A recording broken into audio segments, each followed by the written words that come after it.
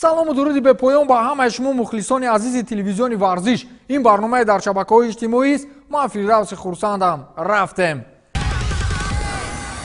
бешубҳа ҳафтаи охир мавзӯи рақами 1 ин баргузории рақобатҳои MMA дар UFC буд. Конор Макгрегор баъд аз таваққуфи тӯлонӣ ба октагон баргашт ва кори ҳарифи худ Каубой ё худ Доналд Серонеро дар 40 сония ҳал намуд. Шумо аллакай натиҷаро медонед ва шарт нест ки онро ман як бори дигар барои шумо шарҳ диҳам.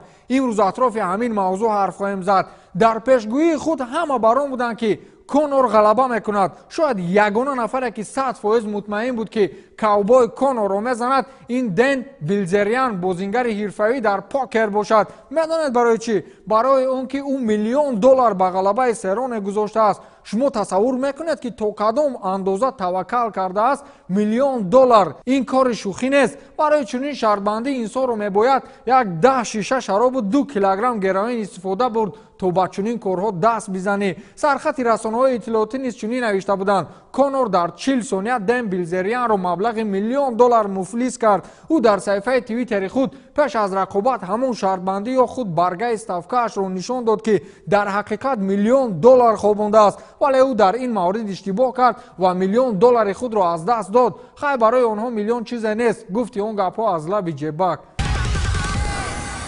баъди рақобати Конор бо Сероне дар нишасти матбуотӣ фақат як мавзӯъ ба қавле дар лента тоб мехӯрд. дар бораи реванш рӯзноманигорон ба Дэйна Уайт, роҳбари ташкилоти расмии бонуфузи UFC, суол доданд ки чаро Ҳабиб рақобати ҷавобӣ ё худ реваншро рад мекунад. Дэйна гуфтааст ки Ҳабиб ягон вақт рақобати ҷавобиро рад накардааст. ин сабки ӯ нест. ӯ Конорро бад мебинад ва Конор низ ӯро чашми дидан надорад. чӣ қадаре ки Конор пулдор аст, Ҳабиб низ ҳамон қадар доро аст. мо интизори Ҳабибу Тони Фергюсон ҳастем. баъди он ҳатман дар бораи реванш ҳарф хоҳем зад, гуфтааст Дэйна Уайт. ана акнун майдони ҷанг гармтар шуда истодааст. дар ҳамин нишасти матбуотӣ мавзӯи дигар низ фазои толорро пурғавғо кард. Флойд Мейвезер дар инстаграми худ аз рақобати навбатиаш дар ринги бокс бо Ҳабиб Нурмагомедов дарак дод. ин сархати тамоми расонаҳои иттилоотӣ гашт ва сермуҳокиматарин мавзӯъ дар охири ҳафта гардид. ӯ дар инстаграм акси худу Ҳабибро гузошта навиштааст ки дастаи сум дар 2020. инро дар забони варзиш даъват ё худ визов мегӯянд. Дэйна Уайт гуфтааст ки мо дар ин бора корҳоро пеш бурда истодем. баъди моҳи апрел ҳатман аввал ҳамин рақобатро фикр мекунем. ин даъват аз ҷониби Мейвезер аст ва Ҳабиб умедворам ки рад намекунад. падар ва устоди уқоби доғистонӣ Абдулманап Нурмагомедов низ дар ин маврид ҳарф зад. ӯ гуфтааст ки Флойд Ҳабибро ба бокс даъват кард. Флойд яке аз бузургтарин боксчиҳои дунёст ки 50 рақобати бебох дорад, яъне шикастнопазир аст ва ӯ мехоҳад бо чунин варзишгари шикастнопазир андари майдон шавад. ба қавли худаш он дар ҷангал бояд як шоу бошад. мо розием дар он сурат ки 11 раунд бокс шавад ва як раунд муҳорибаи омехта. мо розием ки пеши бузургтарин боксчии дунё 11 раунд бокс кунем. аммо онҳо низ инро бояд ба инобат бигиранд ки услуби мо дигар аст ва ҳадиаққали як раунд бо услуби мо кор бигиранд. онҳо ба ин розӣ намешаванд. вале мо ҳоло тамоман таваҷҷӯҳмон ба рақобат муқобили Тони Фергюсон равона шудааст. агар инро бо муваффақият паси сар намоем, пас дар ин бора ҳатман фикр мекунем, гуфтааст Абдулманап Нурмагомедов.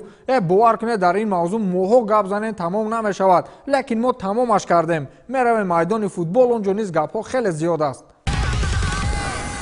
дастаи ПСЖ мехоҳад Пеп Гвардиоларо ба Париж биёранд. ин дар ҳоле аст ки то қатъ шудани шартномаи Гвардиола бо Манчестер Сити 1.5 соли дигар мондааст. аз ин рӯ парижиҳо мехоҳанд ба ҷои Томас Тухел ӯро сармураббӣ монанд то дастаро дар мусобиқаҳои сатҳи олии аврупоӣ ғолиб созанд. худи Гвардиола гуфтааст ки ҳоло ман то қатъи шартнома бо Манчестер кор мекунам ва баъдан фикр хоҳем кард. бо эҳтимоли зиёд моликони дастаи Манчестер Сити бо ин мутахассиси испанӣ шартнома нахоҳанд кард, чун дастаи мазкур имсол дар клёс ба Ливерпул рӯ ба таназзул ниҳодааст. аз ин рӯ парижиҳо аз фурсат истифода бурданиянд.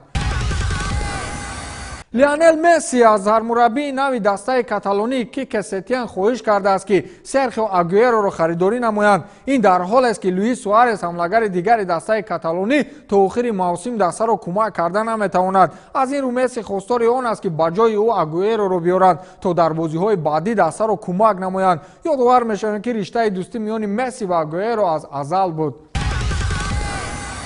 роналду рекорди 15-солаи ювентусро шикаст. ҳамлагари португалии дастаи туринии ювентус криштиану роналду дар даври 20-уми чемпионати италия ба дарвозаи парма голзанӣ намуда дублро марбути номи худ сохт. баъди ин гол ӯ аввалин футболбози ювентус гардид ки бо гузашти 15 сол дар чемпионати италия билохира дар 7 давр пайопай ба задани гол даст ёфтааст. қаблан ба ин нишондод давид трезеге даст ёфта буд ки трезеге дар 9 бозӣ бо пироҳани туриниҳо пайдарҳам гол задааст. дар серияи А криштиану роналду дар 17 бозӣ 16 гол задааст. ба ҳамин тамом то дидори навбатӣ хайр.